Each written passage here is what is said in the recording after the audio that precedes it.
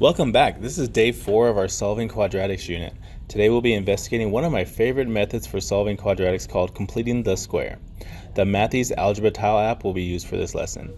Just a reminder, a copy of the handout will be provided in the description so you can follow along. Enjoy.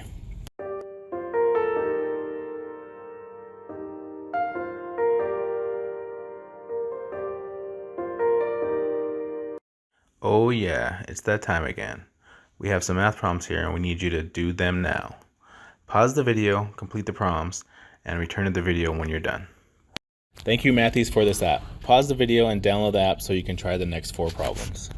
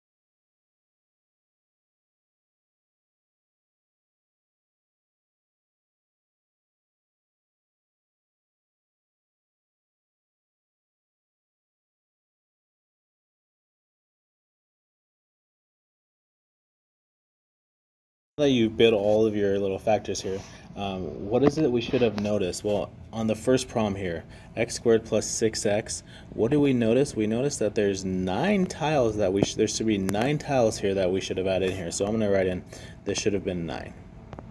Perfect. In the second problem, we noticed that there should be 16 tiles here. So there's 16. So hopefully when you built it, you noticed that we needed 16 unit tiles. In the third problem, we have 2x, x squared plus 2x. It looks like we only needed 1 tile to complete a square here, so I'm just going to write in 1. And in this last little problem here, we have all these tiles over here, so this is 25 tiles.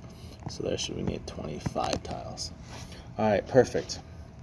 Now that we have that, I need you to analyze this. Analyze what is it that we're supposed to know. So is there a way to figure out how many unit tiles are needed so that you can factor the polynomial and the answer is a perfect square? So justify the reasoning.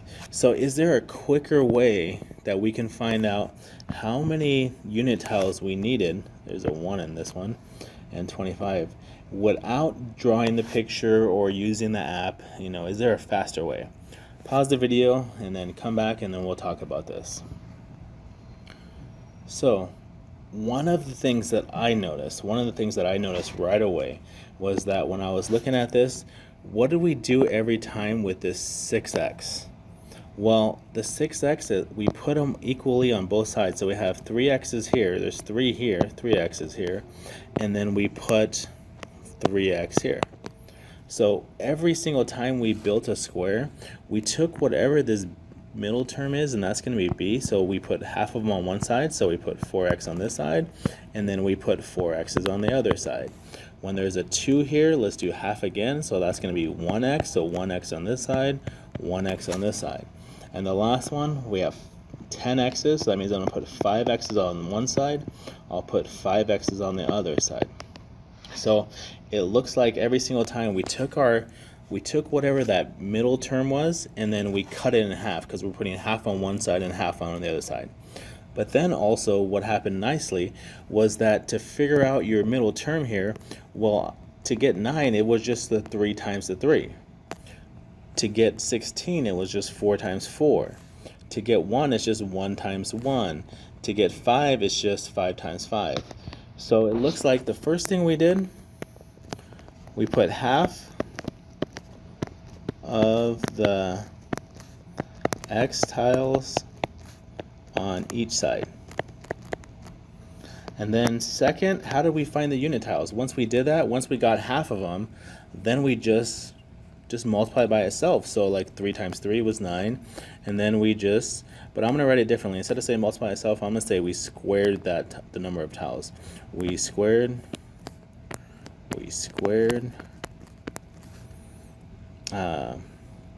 that number, the number.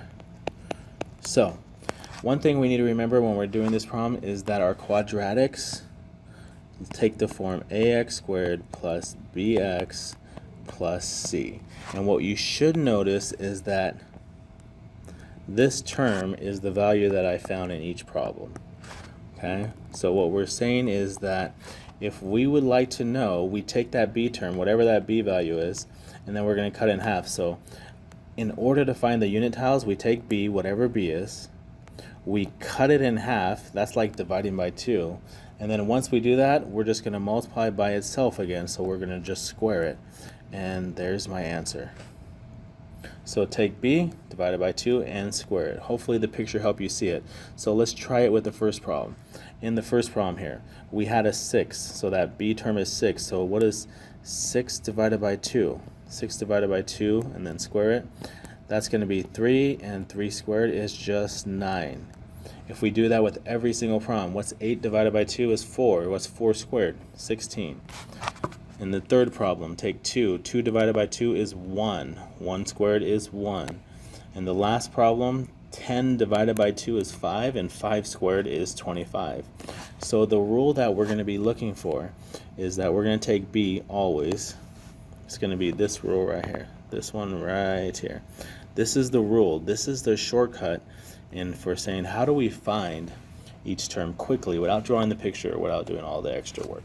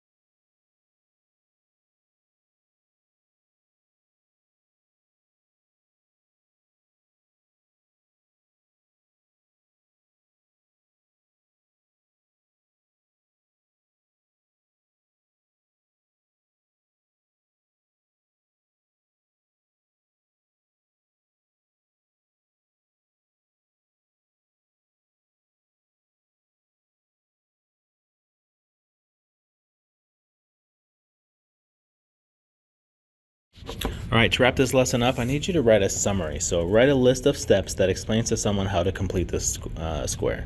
Again, completing the square is just a process. There's a certain number of steps that you'll do to do each problem, and they're always going to repeat itself, be the same. So I need you to analyze the 4 problems that we've done so far and go ahead and make yourself a summary sheet, a little list of like step 1, this is what I do first, step 2, this is what I do next. And again, remember that writing really helps you learn and retain the stuff that you're learning. All right, thank you.